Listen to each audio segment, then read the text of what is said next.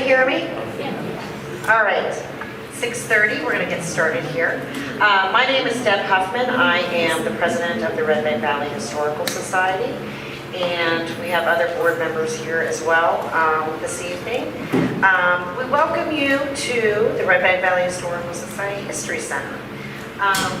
This spring, the Historical Society was approached by St. Mary's Redbank Church, which is located in Templeton, to collaborate on an initiative to bring 3 interns to New Bethlehem from Liberty University, which is located in Lynchburg, Virginia.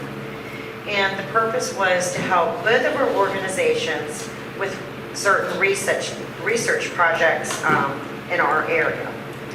When we were asked what kind of research the interns could do for the Redbank Valley Historical Society, we thought the Depression area would be very intriguing, and what it was like to live here during the Depression in the area.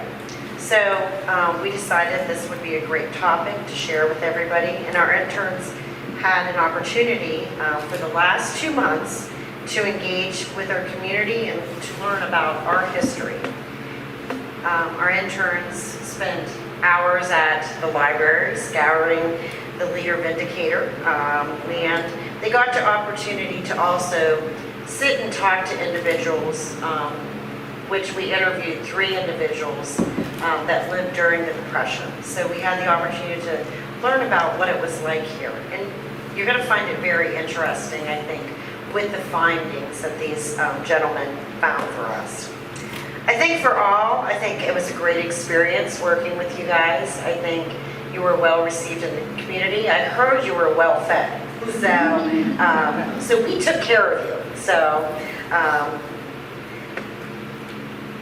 with that, I'd like to bring up Gordon Barrows. He's going to talk to us on behalf of the St. Mary's Redbank Valley Church Project, and he'd like to say a few words as well. Thank you, Debbie. I appreciate it. Good evening, folks. How are you doing this evening?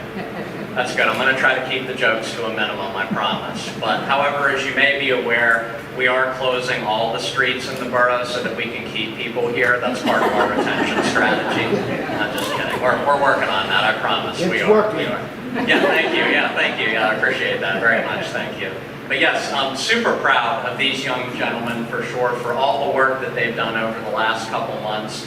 They've truly been inspirational, and it's been just a blessing to have them come here and share their talent and their expertise with us. And my goodness, I mean, to have young people like this in our community being willing to serve and doing what they're doing for God's kingdom, it's just absolutely a blessing. And we couldn't be more pleased with you. So could we give them a round of applause right now?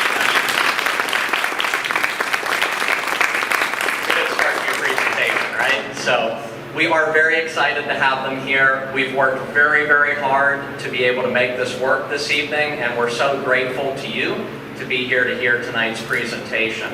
However, we do have one other special guest I'd like to bring to the front as well, and that is the president of our board of directors for the St. Mary's Redbank Church, Mr. Jim Schuster.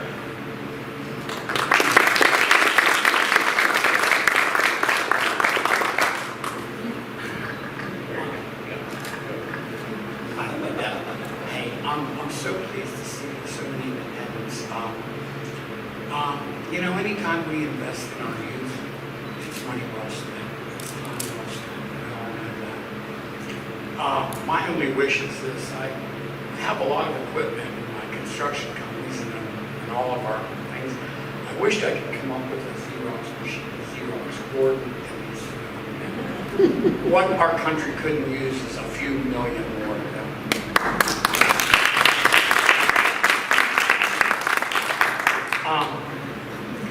We're pleased to have been able to offer this opportunity to them, and this isn't our first bout with. We did have an intern last year, so we just skipped 2. We went from 1 to 3.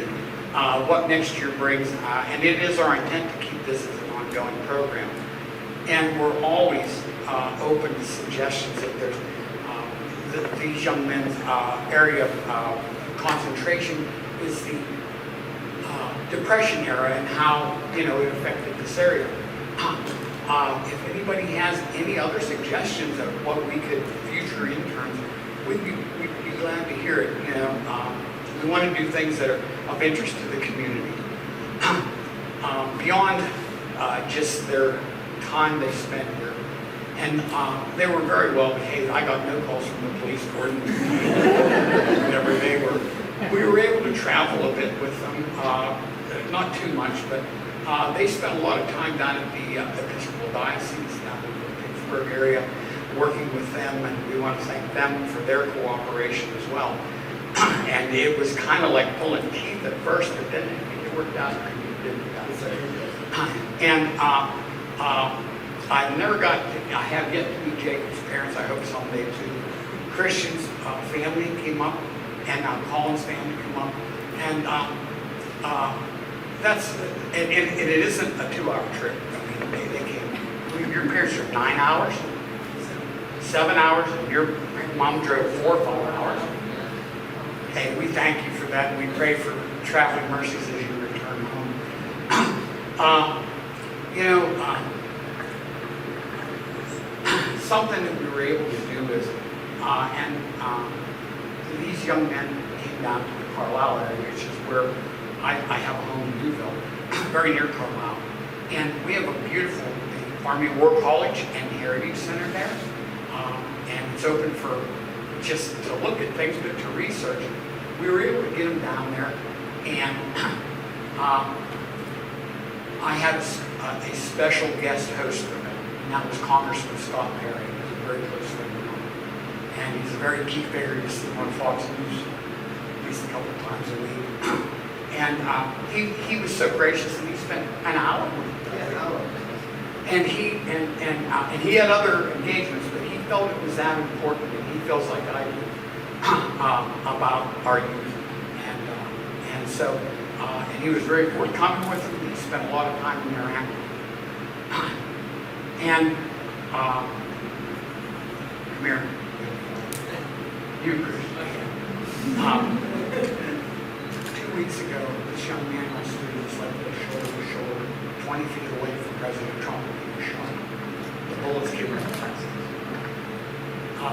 And in the future years that in his life, in academics, he's going to be able to stand in full of hopefully many classrooms and young people and say, I was a witness to a moment in history. Regardless of politics that enter into this. It's about, seeing historical things. And I told Ricky and Gordon this after he left the restaurant, this is how polite this young man is. We're in the midst of gunfire, and we're trying to push people down. And when I say we were in the front row, right at his right knee, from here to Jacob from. We heard the bullets whiz by, and the whole thing, we saw the whole terrible thing unfold.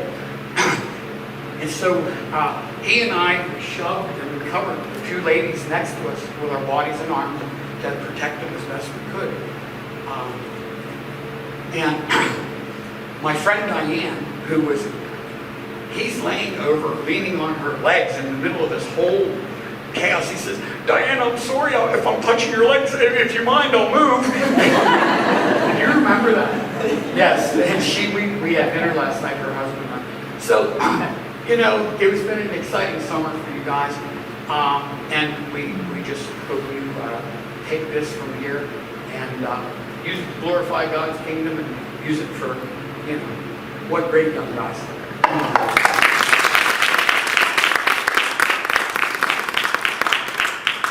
Thanks, Jim and Gordon. I think you were right, Jim, in saying, Christian, you're part of history now, for that.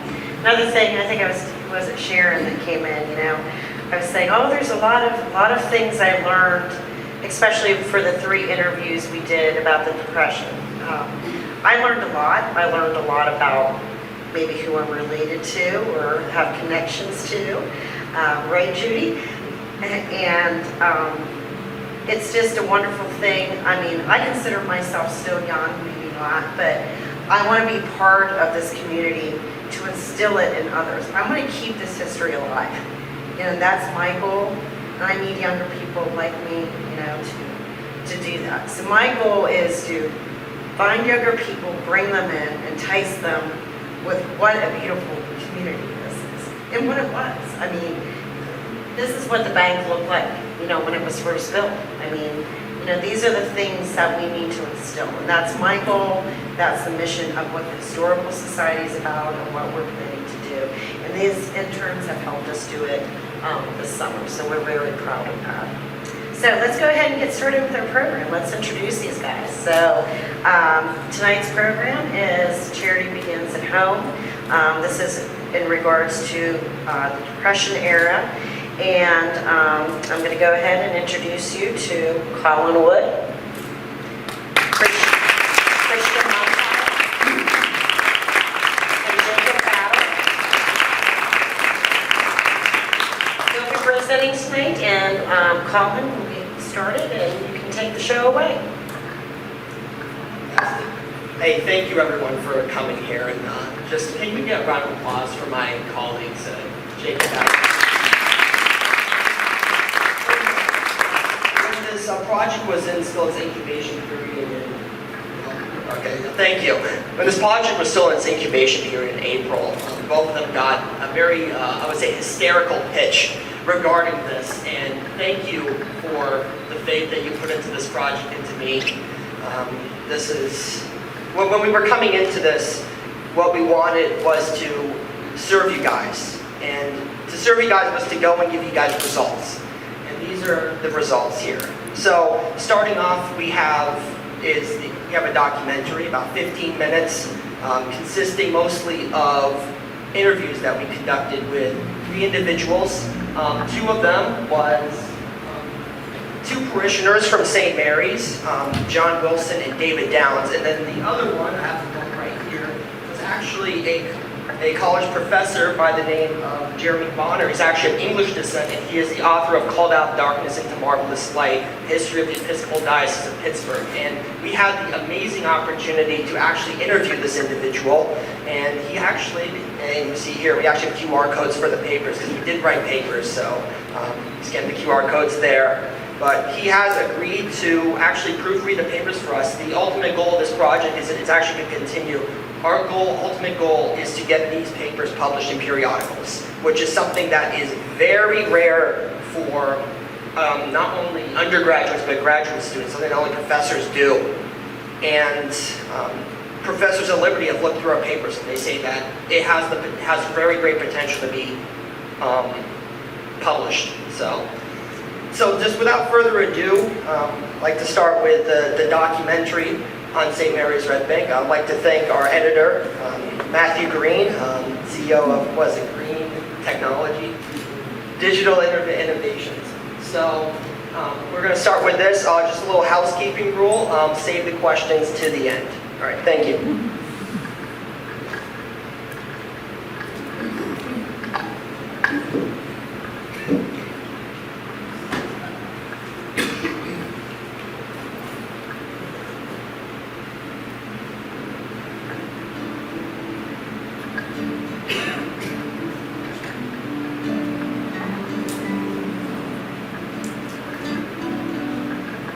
Situated just uphill from the mighty Allegheny River, one cannot help but notice the picturesque rural scenery that envelops St. Mary's Church. But this remote setting is no accident, for the small parish of St. Mary's served even a smaller and more remote community, commonly referred to as Redbank Village.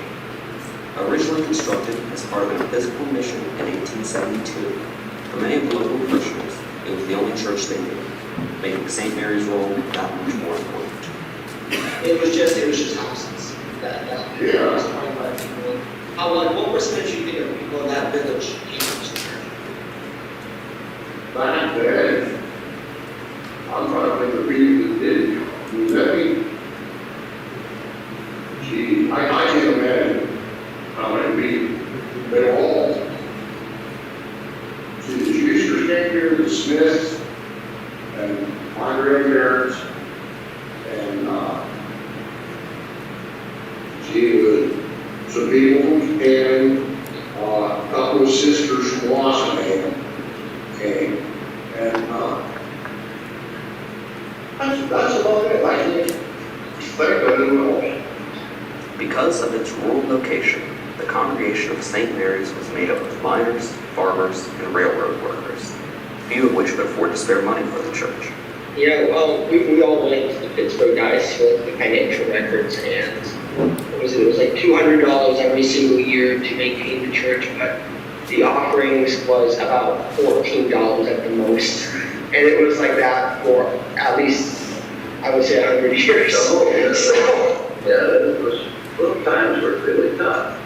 Yeah. And kind of put eating first, and then God. Came after eating, after you had a full stomach. Sometimes you didn't have a full stomach. First. Yeah. St. Mary's was always looking for, as all congregations. So they had a meeting at their church to discuss how they would raise money. So Stevie stood up and he said, I have the solution to the St. Mary's problem. If they just put a nickel in the collection plate like I do every Sunday, we wouldn't have any problems. But the nickel was a nickel then. Unsurprisingly, there was almost always a deficit between offerings from parishioners and the cost of operating the church. And over the years, as you would expect, the Episcopal Diocese of Pittsburgh became more and more reluctant to meet that deficit. That's interesting. So you said that you've been to the diocese conventions a few times. Yes. How did the Diocese of Pittsburgh view St. Mary's? They, especially the Episcopalians better, they recognized we were so far on the fringe of the diocese and without a huge congregation. As I said, they were going to close it and then judging the pounded the bishop's desk and said, you're not going to close St. Mary's. So they were actually very happy to get rid of this church. Which came shut down. That's because leave them the maintenance, insurance, all that was the thing to do. Yeah, they looked at us like astronomer would view Pluto. The Earth center and we're Pluto. And the Diocese of Pittsburgh for the Anglicans viewed us, I think, as another galaxy. Well, they were so short of priests, and we got them. If you wanted to be your projects, if you want to fund your projects, you really need to be on good terms with the rectors of parishes like hers, because you're not going to get a great deal of money from the national church. So that becomes, and for parishes like the one you're studying in, it is precisely that. They are out in the hinterland. They are often, especially if they're missions, they are constantly in search of money, and the ability of the bishop to actually do anything to change that situation is remarkably circumscribed. Even well into the 20th century, being an Episcopalian was often unheard of, not because it brought a negative connotation, but because many people were entirely unaware of its existence. You said that the Episcopal Church in Pittsburgh was overshadowed by the Presbyterian Catholic Church. Would you care to elaborate more on that? Yes, largely because I think the Presbyterians got there in numbers slightly ahead of the Episcopalians, who, as I'm sure you're aware, and if you've been reading the book, you'll have got some of that, or indeed if you have your own knowledge of the denomination, the post, the sort of the early national period for the Episcopal Church is a rather fractured time, in many cases rebuilding a church that was trying to shake off the association with being on the wrong side during the War of Independence. And so you'll get in, while there is a strong sense of mission amongst a subset of Episcopalians, as they're coming to be called, there's also not much institutional machinery behind them. Which means that when people get to places like Pittsburgh, They are often largely concerned with just trying to hold together the few persons who claim to have an Anglican pedigree. Whereas the Presbyterians who are already there do have more institutional support behind them, and also perhaps a better sense of what they want to be in the new order. Obviously, in the end, even the Presbyterians are overtaken by more evangelically minded groups, but nevertheless, they become, as it were, the apex of Pittsburgh Protestant society. At least that's my impression. I have not gone into the Presbyterianism in great detail, but that's just the impression I have. So whereas in further east, you might well, you know the old saw about there's a kind of, if you're a Protestant, you rise through the ranks. So you might start off as a humble Baptist, then when you've made a bit, you might find a good middle-class Methodist congregation, and eventually, if you really make it, you can end up an Episcopalian or a Congregationalist.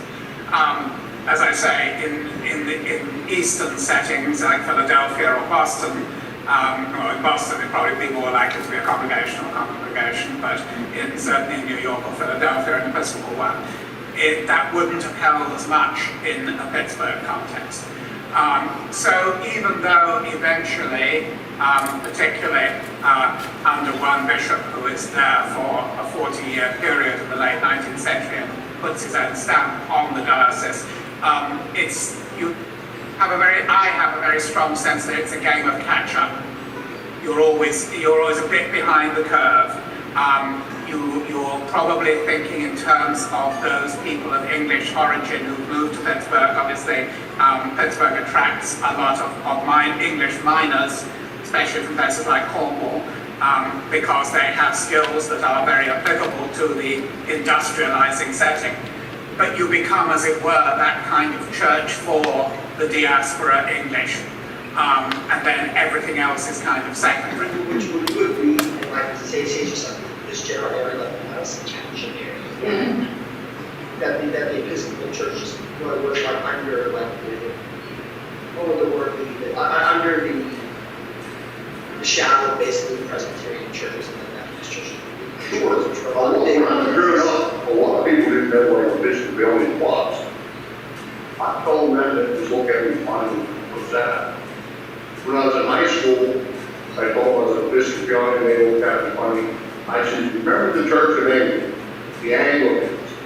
I said, that's what I am.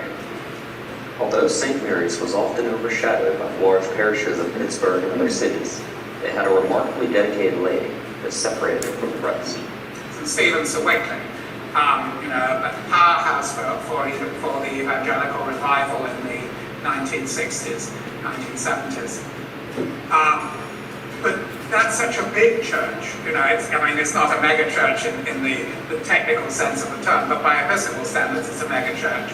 And yes, there was a time when St. Stephen's, I think, had a dynastic element to it, and there are families who've been there for a while.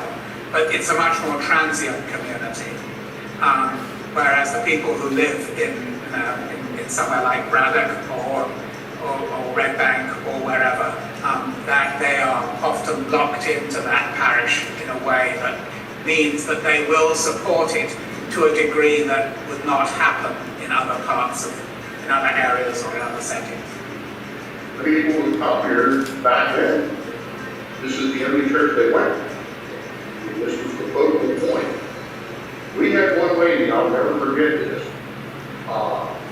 The trains get by sometimes in 7 o'clock. I'm in bed, we'll wear it or what. Then catch these old little like on fire.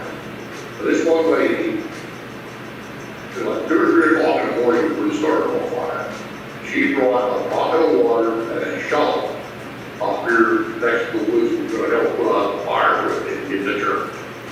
Yeah. Now that's going to be. And that happens several times. Like 4 catch up. Oh, yeah. But at least once a year. At least once a year, that people would come and try to make sure that it doesn't touch, at least the cemetery. Right. But that was in like the middle of the night. Usually the fires were through the day. Then there was enough manpower from the different fire companies to help. As time went on, The Episcopal Diocese of Pittsburgh grew tired of putting the bill for such a small rural parish. These financial issues were only hampered by a diocese-wide shortage of clergymen, so unfortunately for St. Mary's, they began looking for opportunities to remove the parish from their network.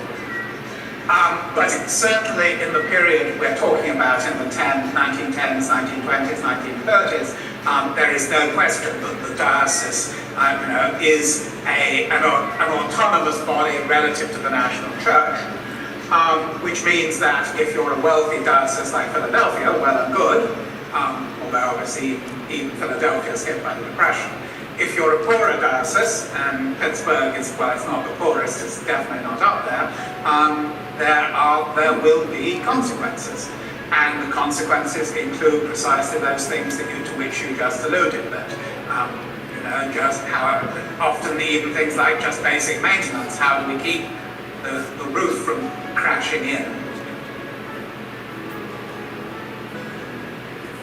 Today, the St. Mary's property is in private hands, where its history can be maintained for future generations to appreciate and look back on as a bastion of Christianity in an often forgotten part of America.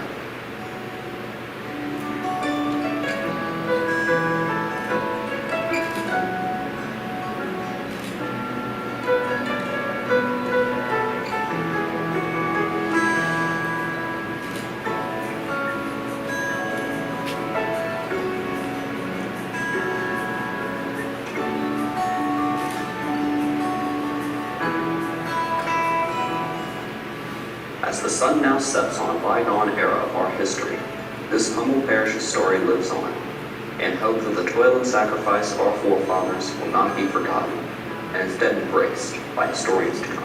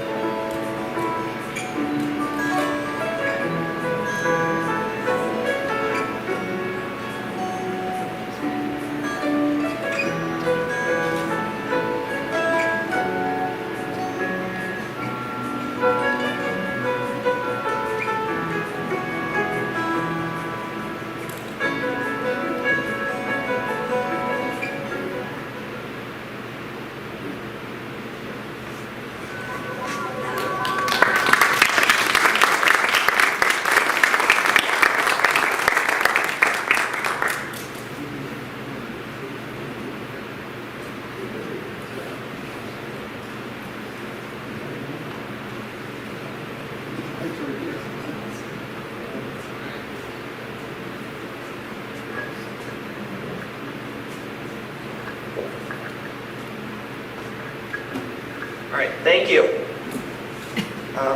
Just to let you know, that's only really scratching the surface of our research. The paper for St. Mary's is actually 22 pages, and actually something that's very interesting, and this is from my work looking into the history of the Episcopal Church. This is, as far as I know, the only study ever done, the only in-depth study ever done on a rural Episcopal church in the entire country. So this is the first here. So segueing into the next part here, charity begins at home. When it comes to the Great Depression, and especially even history in general, and this is coming from academics like us, a lot of historians, specifically college professors, people who work in think tanks, really don't look at rural history at all. They focus mostly on urban areas such as cities, suburbs, anything with the like. So the thing about areas of history, how it affected rural areas, has been kind of pushed under the bus, basically. The best way to say is that they're not equally yoked. When you go through massive historical events, there's how the urban areas went through it, and then there's how the rural areas went through it. And this is also a study that hasn't really been done to the fullest extent. How did rural areas become affected by the Great Depression? So, if we can. Thank you. All right. So, continue with what I'm saying.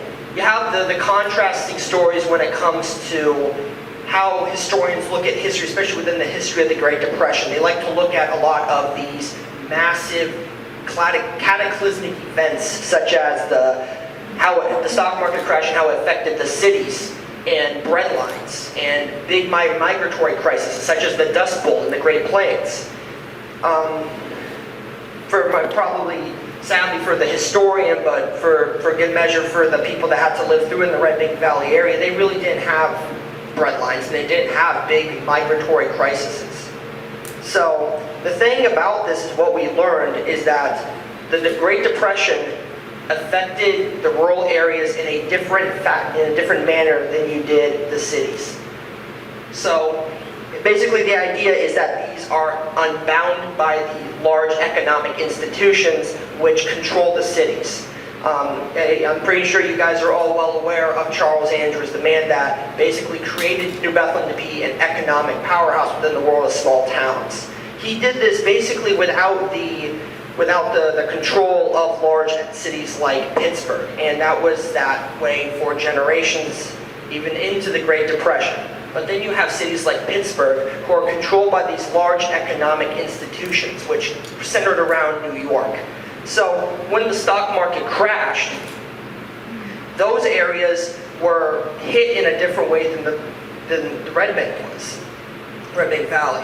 So when you look at how and this is actually very interesting, when I looked at the Leader Vindicator, going in the library, spent a lot of hours doing that, there was no mention of Black Thursday, October 24th, 1929, the day that the stock market crashed. No mention of it from the Leader Vindicator. But then when you go and look at the Pittsburgh Gazette, it's all over the front page for weeks on end. So with our little study here at PowerPoint, we're going to start by basically going through some themes of how the Depression was withstood and persevered through the citizens of the Redbank Valley, and then we're going to go into specifics. So we came to the conclusion that there were really 6 values that they held very closely to them. The first one was communalism.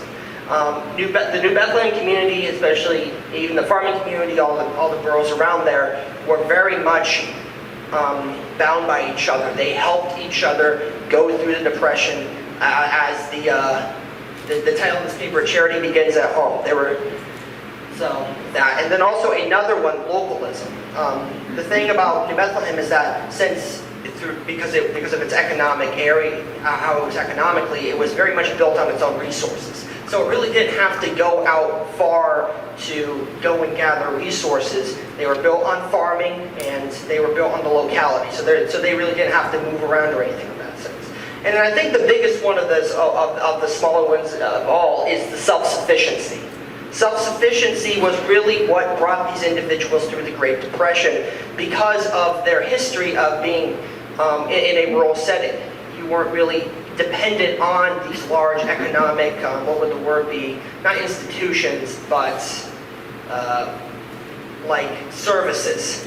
So a lot of the stuff that you had to do for yourself, and you had to do a lot of hard work. So when the Depression came in, they already had that instilled within their ethos, which made it a lot easier for them to withstand the problems with the Great Depression. Another one is charity. We will see this a little later when we talk about the hobos. They were very charitable towards people who were down on their luck in this area.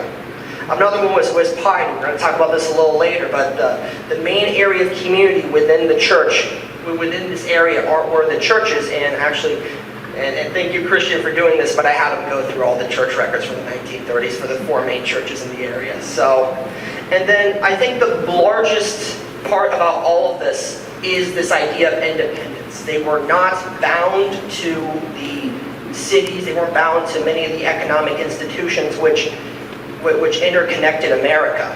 So if Pittsburgh did something big, it would not affect a town like New Bethlehem in the same way. They'll feel it a little bit, but it will not be as substantial as Pittsburgh did. So continuing with the farming.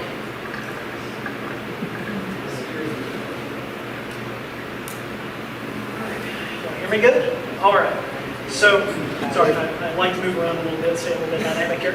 But anyways, so now we're going to kind of go into the section on the farming, which really was, in a lot of ways, the #1 occupation of most people who live in this area. Due to the fortuitous situation of the town near the Redbank Creek, the soil around here is especially fertile, leading most people who moved into this area to become farmers. Among the things farmed in this area included potatoes, wheat, grain, of all different kinds of varieties. And very often farming families would pickle and can a lot of stuff, which they would keep over like the winter months and everything to be able to keep themselves self-sufficient. Self-sufficiency is where this all comes back to. It's all about self-sufficiency. It's about survival in a lot of cases. Even before the Depression, the roaring 20s around this area was anything but normal. These people had to live day to day. They had to harvest. They had to take good care of their livestock and everything. That they weren't millionaires. They weren't making a lot of good money in like many who live in the inner cities. So when the crash happened, naturally, they were more ready to live a self-sufficient life and scrape by. And that's exactly what happened during the Depression. That aforementioned canning and pickling that they did a lot of the time during the summer to be used later in the winter months, that got them through periods where people in the city were out starving to death on the streets. These people were much more self-sufficient and capable than a lot of the people in the cities, and we can see that through our research. As well, this self-sufficiency was not selfish by any means. Very often living near a farming family in this area was quite fortuitous for you, even if you weren't a farmer yourself. Say you worked in the coal mines, you were out of work. Very often, people would rely on their neighbors who were farmers to provide food for them during those hard-to-scrape-by moments. And it really just calls back into the great character, it seems, of the people around this area, not just back then, but as it extends into today as well. That's something that we can very clearly observe in history. Next up, we're going to talk about, I was really proud of this, according to historian A.J. Davis, the author of the book, which I believe is over there on that shelf over there, called The History of Clarion County, among the first settlers of New Bethlehem were zealous Christians who sowed the seed of piety from the foundation of the town and have had the joyful satisfaction of reaping an abundant harvest. End quote. The original settlers of the Redbank Valley brought with them their arduous faith, and this allowed them to establish a number of churches around the zone that would become great social centers later on. Now, this was established kind of in waves. As groups of migrants kind of moved into this area of the Redbank Valley, they brought with them their respective denominations. Have that kind of outlined down here in this here subpoint. Scots-Irish settlers building the Presbyterian Church, largely Anglo and Germans in building the Baptist and Methodist churches, and Poles, Germans, and Slovaks, who came in largely because of the coal mining business in this area, built and attended later the Catholic Church. Interesting little bit about the Catholic Church. I'm a Southern boy, I'm from Southwest Virginia, and I didn't expect to hear any mention of the Ku Klux Klan this far north. But apparently, according to some of our research and from interviewing some local townsfolk, the Catholic Church was actually a major target of a sect of the Ku Klux Klan based in this area. You might ask, why so? Well, the Klan was simply opposed to any and all things immigrant. And the Catholic Church was the center, in a lot of cases, for just any kind of immigrants who came through here. They largely tended to be Catholic. So that's another interesting little bit. But during the Great Depression, the churches acted as major social centers and also outreach capitals. Very often, however, the churches did suffer momentarily. Out of these shown here, the Methodist Church, which is actually just right up the street from here, really had it off the worst. At one point, they were in deep debt and actually required the humble patronage of their pastor, Reverend Davis, to actually pay off their debt so they could simply keep going as an institution. But nonetheless, they still tried their best outreach to the community. Presbyterian Church as well sent out missions across the globe during this time period, even during their financial lows. For a lot of people, their church going didn't stop in the Depression. They were zealous, they were dedicated Christians. We can see that, I think, across the board. Move on here to Jacob.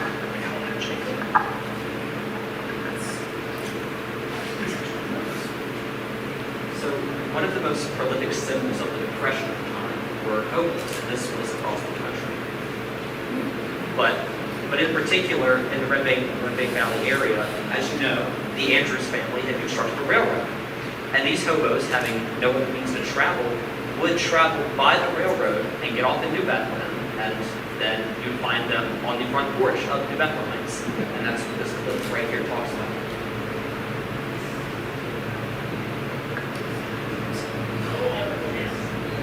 We have hobos come to the house of the railroad, and they come to the house. My grandmother never left them come in, but she always fed them. She always gave them something to eat, and they had to eat it outside. But do you think that, like I have heard stories that hobos knew who the people in the community was, that they had signs out, or they just by word of mouth would say that this family would feed you? Do you think that they knew that your mom always fed them, that so many came?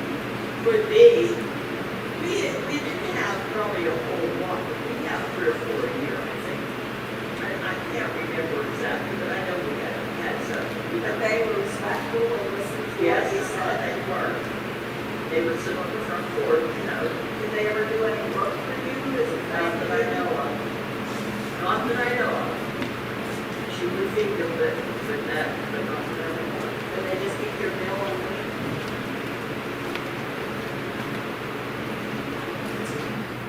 Well, just as the clip suggests, they were a bit out of the way, so they didn't get many visits. But the Redbank Valley was still not exempt from the hobos. But a distinction needed to be made between the hobos and bums. The hobos were often just traveling workers from Pittsburgh that were down on their luck. They lost their job, but they were still willing to work and do what they needed to do. They just needed food for while they were traveling. The bums, on the other hand, were just looking to take advantage of people's kindness. And there were notable examples of that. In one instance, someone was going house to house, pretending to be a magazine salesman. Pretending to be a magazine. And they were selling fake subscriptions. The family was kind enough and bought one of the guy's magazine subscriptions. After 8 or 9 months of not hearing it, they contacted the company, and apparently they had a reward out for the guy who had been scamming people. So it was that big of an issue.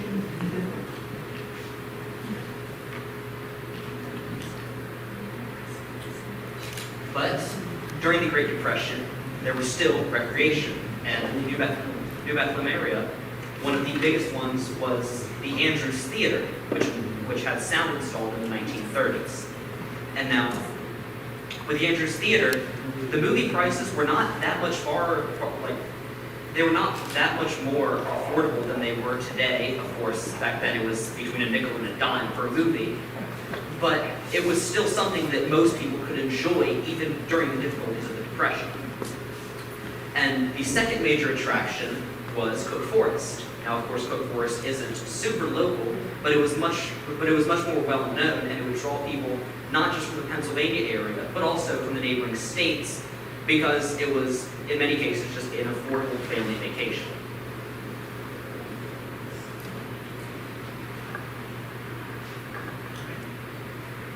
Now, the next thing that we're going to talk about is getting out of the Depression. So, as mentioned previously, New Bethlehem was hit by the Depression in a very different way. It took a while to really kind of set in the area because, well, for one, the pretty much farming-centered community around here was not doing too well in the first place. So they didn't really experience the Great Depression in the way that some of the major, roaring cities, we would say, like Philadelphia or Pittsburgh did, where the crash was almost immediate. It was really kind of a slow burn. In this way, actually, New Bethlehem actually recovered quicker than most other places due to the interference of Pennsylvania Governor Gifford Pinchot, who actually stepped in before FDR even assumed office to kind of ramp up production in the Pennsylvania backcountry by promoting major economic incentives, such as infrastructure projects, building highways through these areas, which, by the way, were constructed as a result of the New Deal, as well as building bridges and other such things. Pinchot mainly worked with the WPA and CWA, and then later for Roosevelt, the CCC, to build more roads and clear more areas of forest out so that people could get places quicker, and also that employed people. That got them back up on their feet after the major crash, especially to the coal industry, which is where the majority of the damage was really done. But I would say Mr. Pinchot's contributions to this getting rural Pennsylvania out of the Depression, they really haven't been as fully examined as they have now, and I think that he deserves a great bit of the credit that would otherwise be kind of thrown in the way of FDR.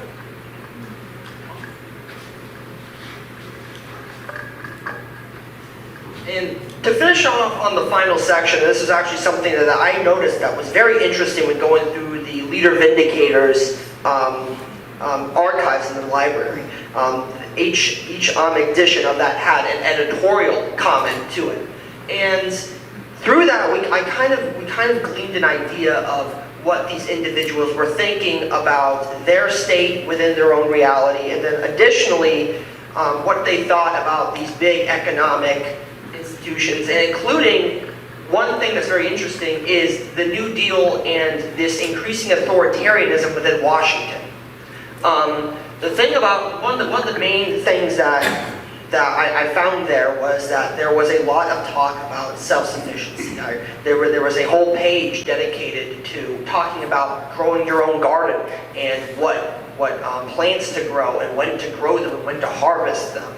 And the culmination between this idea, we said communalism, they called it a cooperative spirit, which is, I would say, if you could say in the terms of a New Bethlehemite, which they were, it was a cooperative spirit that brought them through the Great Depression. But then you have their ideas of what was going on outside of New Bethlehem, and it was actually very interesting when it came to their voting. Originally, Herbert Hoover came to be president in 1928, and then he was there during the early parts of the Great Depression before FDR came in the New Deal. And the people in the people in Clarendon County, moreover, did not like Herbert Hoover one bit, to the point where they shifted 20 points to the left and ended up voting for FDR in 1932, which is pretty substantial when you come to think of it. But then when FDR came in, the quote that the editors of the Leader Vindicator said was they were being cautious, but they were also being prayerful that FDR would come in and actually help them out of the Great Depression. And that was short-lived. More comments of the editorial board went in and continued to bash Washington, especially the authoritarian side of it.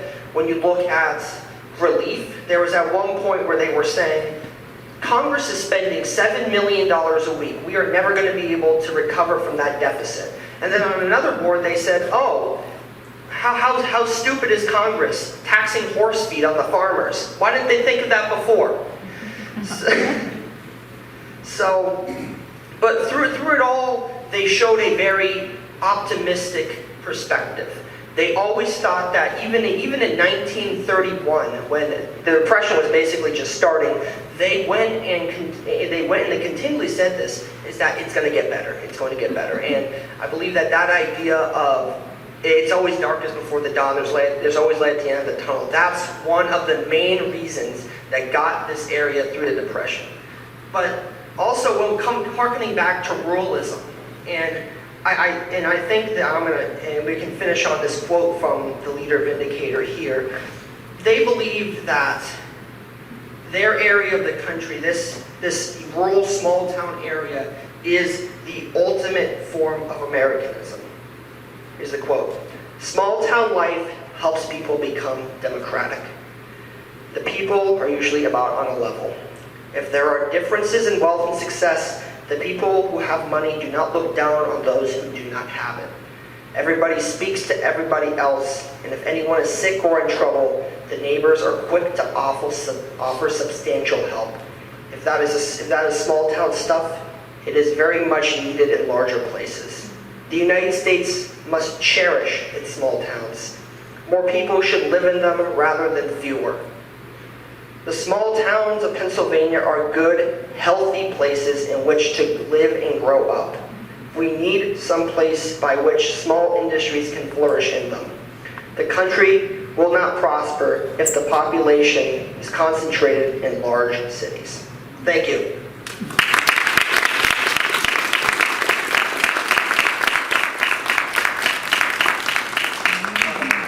concludes our two presentations, where we're open to questions if anyone has them.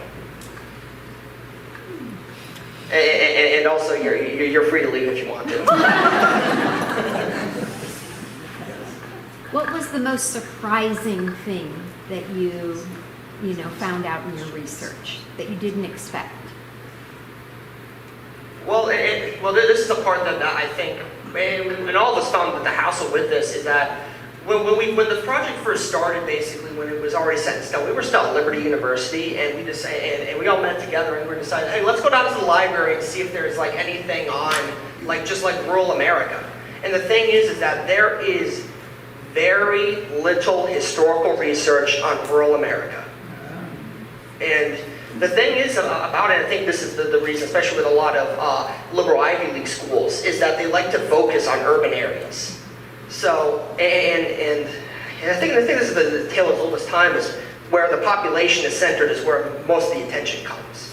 So, just as it is now, where New Bethlehem isn't on the front page of the news every single day, it was back then. So, I think that's the biggest thing, is neglect.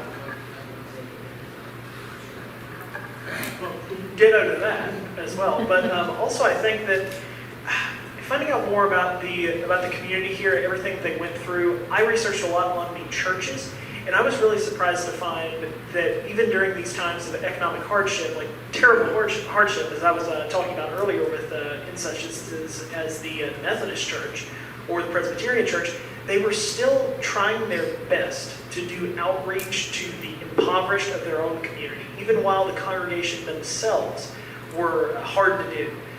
They didn't let that stop them in their mission. They went above and beyond this. Particularly, I found this in the notes of the Presbyterian Church. There was a missionary circle, a young women's missionary circle in the Presbyterian Church that met weekly. And in their notebook, they actually talk several times about missionaries that they have in China and India. And I was thinking to myself, wow, during the Depression and everything, they were still sending people. Now that's dedication. That is true dedication.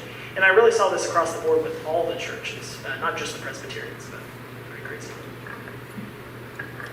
Now, my answer is very similar to Christian's. I was very surprised when I saw that, I guess, how much the community banded together. Like, we were hard pressed in any of our research to find an example of where someone went without anything that they needed. And that just kind of reinforces our thesis that small town America really stuck together during these hard times. I saw some other people who has questions. Yeah. Let's see, Matir? Yeah. Can you tell us a little bit more about the scope of your project, your thesis? If we can actually pull those up, I can actually read to you the thesis. If you ever, here's an interesting thing. If you ever read a research paper, especially an academic research paper, the last sentence of the introduction is usually the thesis statement. That's usually, and this is the thesis statement for the Great Depression. This study addresses a significant gap in the historiography of the Great Depression, how small-town America survived and even flourished amid a sea of economic disarray.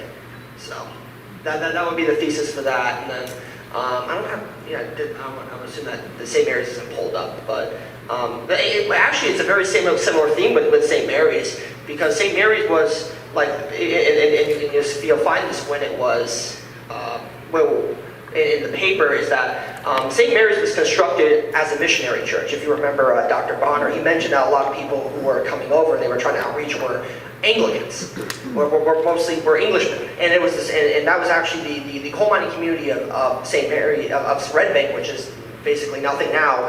It was all Englishmen, basically, English coal miners. But the thing was that that sentiment, which was derived by the first bishop of the Diocese of Pittsburgh, what's his name, John Kerfoot, that he was the only one that shared that vision of reaching out to these disenfranchised communities in the hinterlands. And when he died in 1886, basically the diocese spent 140 years trying to get rid of St. Mary's, which is a scary thought, but it's true based upon our research. But the thing is, what made these two areas survive, St. Mary's and Redbank, is what was them able to band together. It was when we asked Mr. Wilson and Mr. Downs what would the word be? What kept the church alive? They said the laity. They said the parishioners, the people that came in every single day. It wasn't the diocese that kept the church alive. It was the people. So that's the. Yeah. Anyone? Yes, Jim.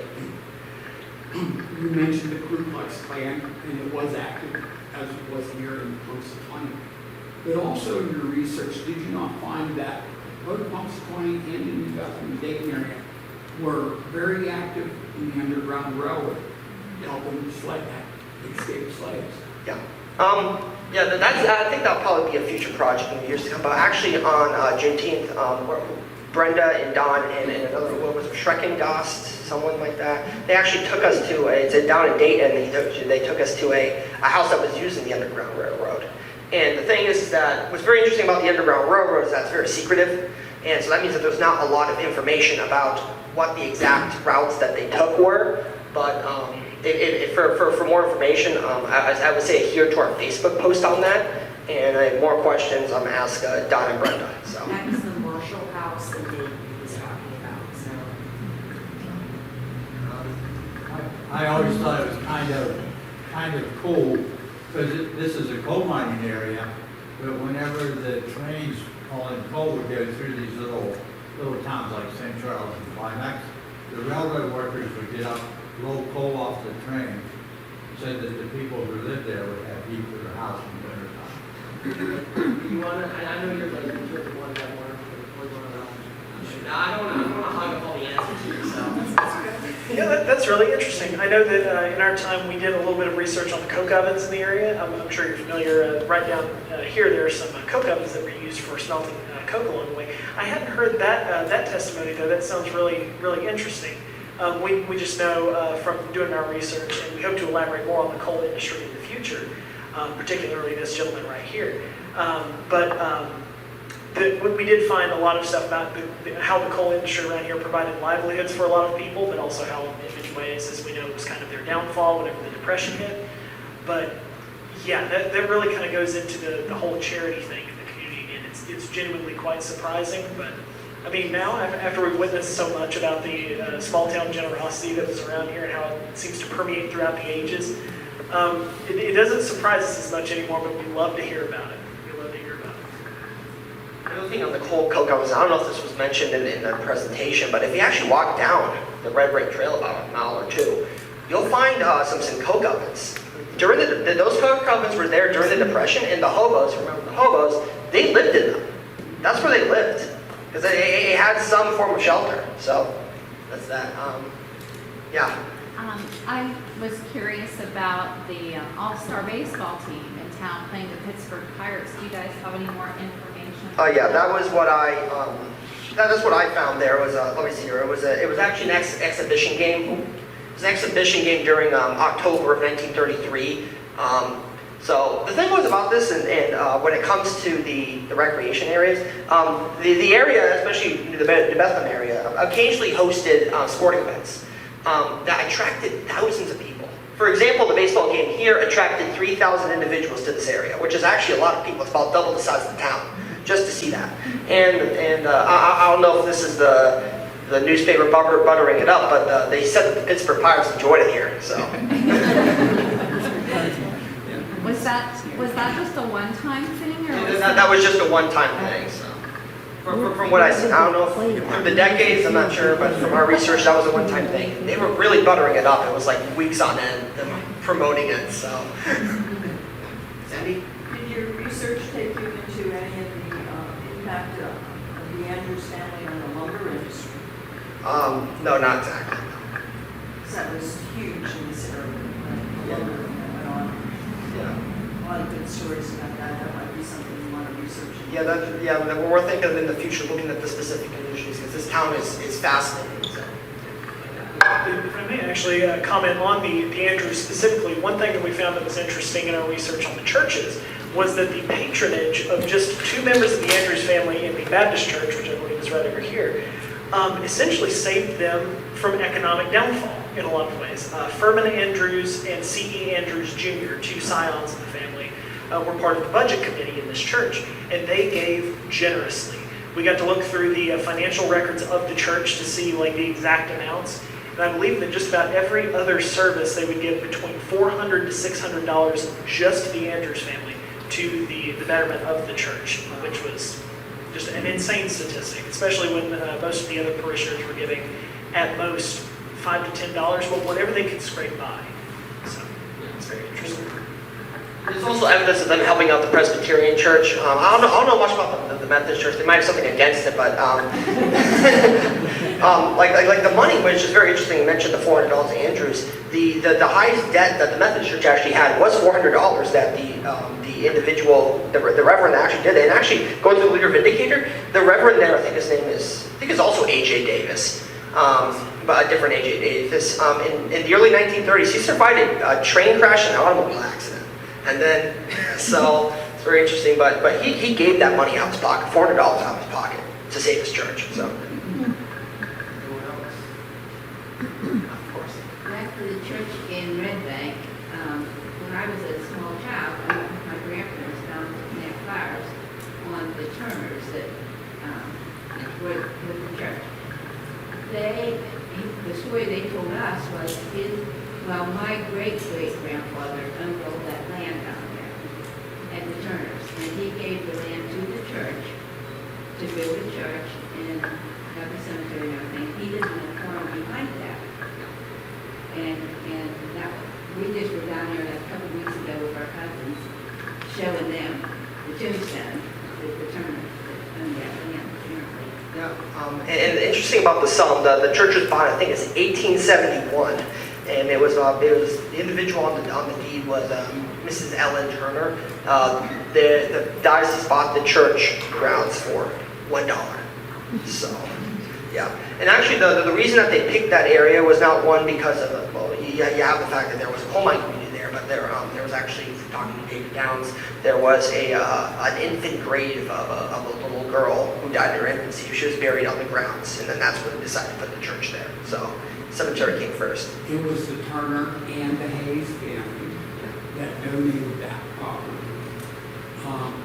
And one or the other, and I found it interesting looking at our deed when we bought the church.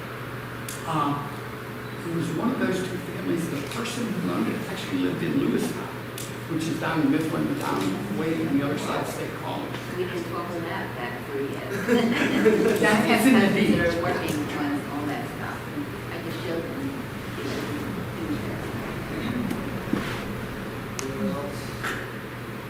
All right. Oh, Don? Yeah, I'd like to add a comment on your hobos. Yeah. There were actually three types of men. There were the hobos who would come to the house and offer to do some work, mow the lawn, trim the hedges, and do something for a sandwich or a bowl of soup or whatever. Then there were tramps. Tramps would not do work, but they would still like to give them a sandwich, okay? And then there was the vagrant. He was the worst of the lot. Not only he asked for food, but he would steal from you. So there were three types of men at that time during the Depression. Yeah, thank you for the clarification. Yeah. Yeah, it is interesting, yeah. There are times where the word would be peregrinate. They were peregrinate around the farmlands. They'd actually offer themselves up for work and say, hey, if I work for you for a day, you'll give me food. And that's what they did. And on some occasions, if you come during the dinner hours, the families would let them in and eat and have dinner with them. And even on rare occasions at that, they'd let them spend the night. So the charity is certainly charitable. So.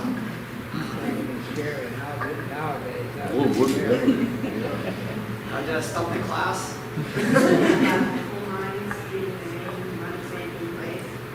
My grandparents had 11 children, and 6 of the boys stopped their education in 8th grade. Those were very hard time. Large family. Yeah, that's actually interesting. The Great Depression era and even up into World War II was really the last time in at least American history that child wasn't child labor. my area of study is the Catholic Church in the Northwest, and they actually had a crisis in the 1950s because there were so many kids who weren't working, and they were going out and doing things, and they were scared that they were going to go out and do trouble, so they opened up like kids camps. So it is interesting to see how the Great Depression and World War II kind of changed America. So.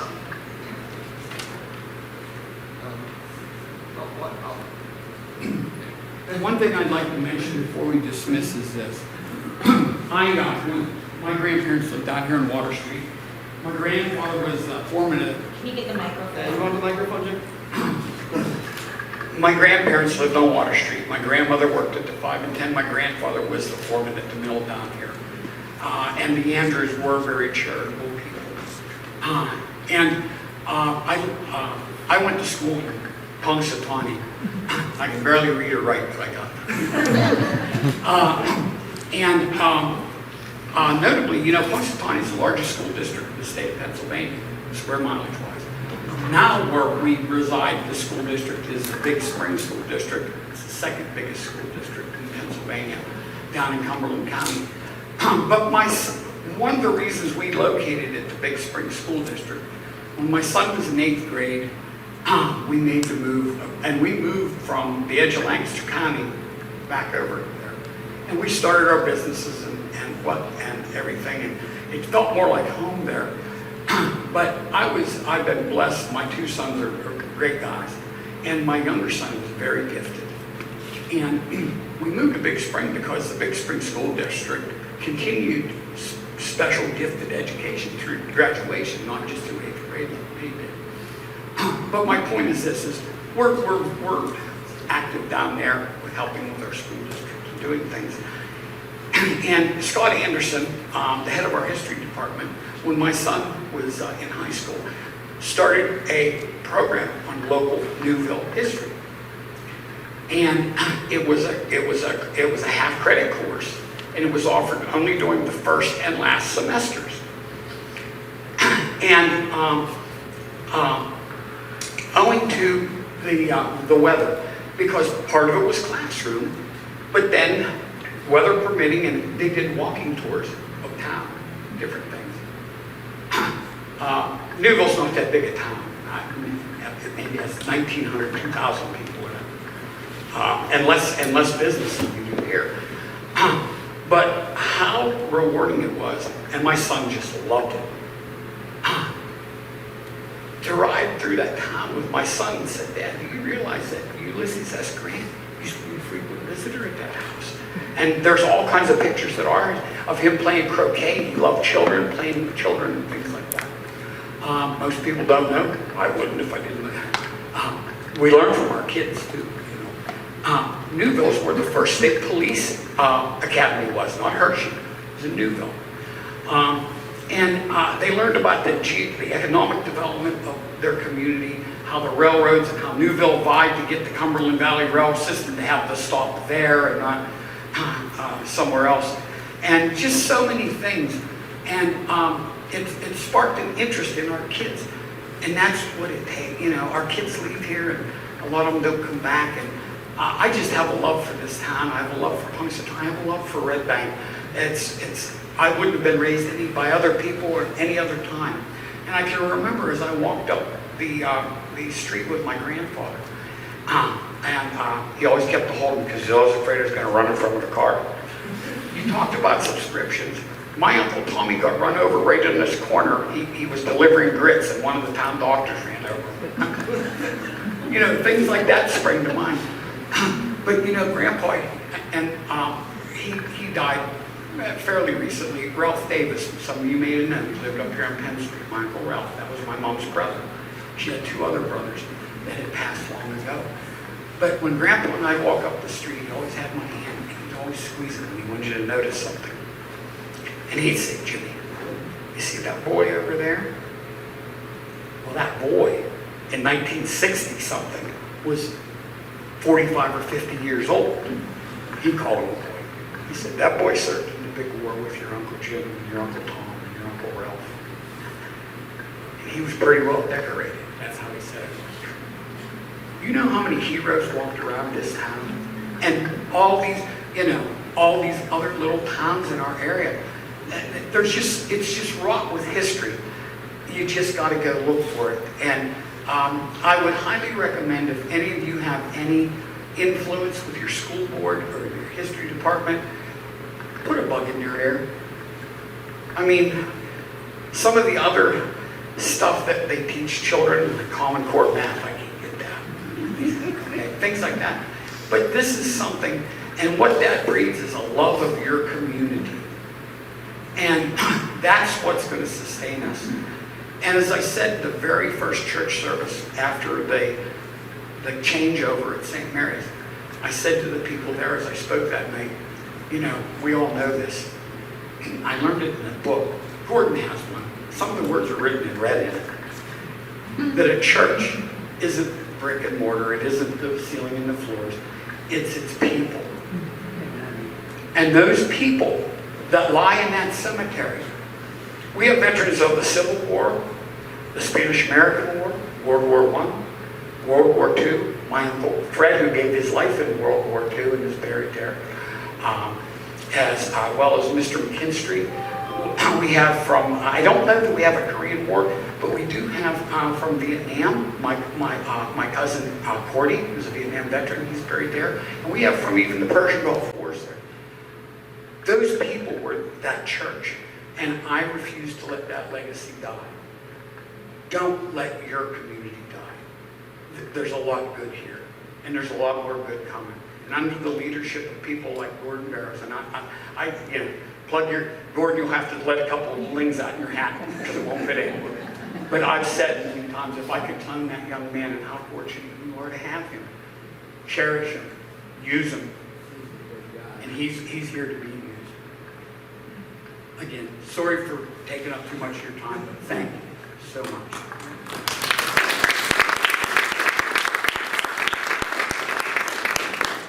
Well, thanks everybody for coming. I think what we learned tonight during the Great Depression is that we all survived.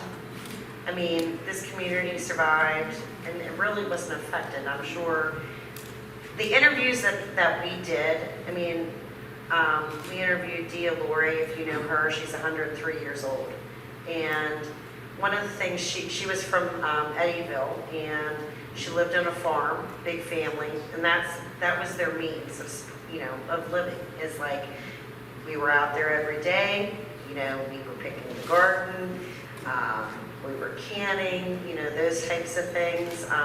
She talked about Dad had a car, but we only went to the car when we needed things because gas was expensive. And we'd come into town and we'd barter for things. So, you know, it wasn't about paying cash, you know, and things like that. There was a barter system. There was an honor system, you know, that stores did. You had talked about that in Putneyville, about, you know, who was it, your father, or he would have a bill run up, and, you know, they would honor that, just so he would have things on the table. So I learned a lot from the interviews. One of the things you talked about is that you never went without anything. You know, you always had something. Your dad worked, he had a car, he could get there. You know, your recreation, you know, was Putneyville Creek, you know. So, you know, there were things to do. But everybody joined together, it was community, and we made it work. And I think that's an example of where we should be today, too. We all need to stick together in hard times. So, but I thank you guys for all your research. I think it's been an experience. And the QR codes. If you guys are tech savvy, you can, with your phones, scan this with your camera, and it will download your research findings. Yes. It would be if you have an iPhone or an Apple product, it will be, if you're going to put your camera over there, it's going to be red. It's going to be a yellow link. You click on that, and it will have a PDF of the paper.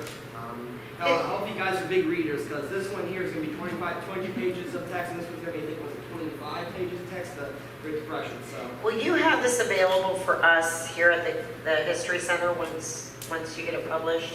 So we can have it available for our guests and things like that, or if they want to check it out. So we'll have that. It will be on Facebook? Okay. And we can get it, we can put it on our internet, on, the website, and things like that. Dawn, did you have a Yeah, question? hey, if you've never been to the St. Mary's Church, it's a great experience.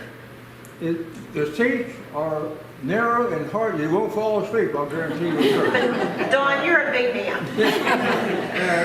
When is the next service down there? September 14th, Saturday at 1 p.m. September 14th at 1 p.m. Okay. Tell them about our monthly program. Go ahead. Yeah. Just to let you know, our program committee has put together Depression era displays. So we do have some things for displays if you'd like to look at some dishware and some other things on Sears homes that were popular during the Depression to help with economic relief so people could buy and afford homes. Again, thank you all for coming, and next month our program will be on the 3 high schools that were here in the Redbank Valley. Did you know there were 3 high schools? There were. There were Porter, New Bethlehem, and Hawthorne. Yes. So, to form Redbank Valley. So our program committee has done a lot of research on these schools, and they're going to give you a lot of history on the ins and outs of why there were 3 schools and why they were. So that is next month's program, which will be advertised in the paper. So Do you have a date and time? what's the date? Isn't it the 10th, August the 10th? 12th. August 12th. Monday, August 12th. It's a second Monday at 6:30 here. So. I said these boys sparked my memory. Did they? And what I regret is I had opportunities to ask them questions from my grandparents. Right. Because I know they had a hard time. And my mother-in-law, through going through the Depression, when you think out her basement, she had so many canned goods because she always remembered the Depression. Right. Now they have. Well, we had talked, like my grandparents, she ate everything from a turkey or chicken. I mean, down to the gizzard, she'd boil it, and nothing went to waste. I mean, and I think that's what they learned from the Depression. You used everything, you recycled everything. There's a quilt out there, crazy quilts. That is because they piece different types of material together for covers. I mean, that's, what they have, scraps up. So it's a very interesting time. You're welcome to stay a little bit. Our 3 interns will be here if you have questions. But thank you, everybody, for coming.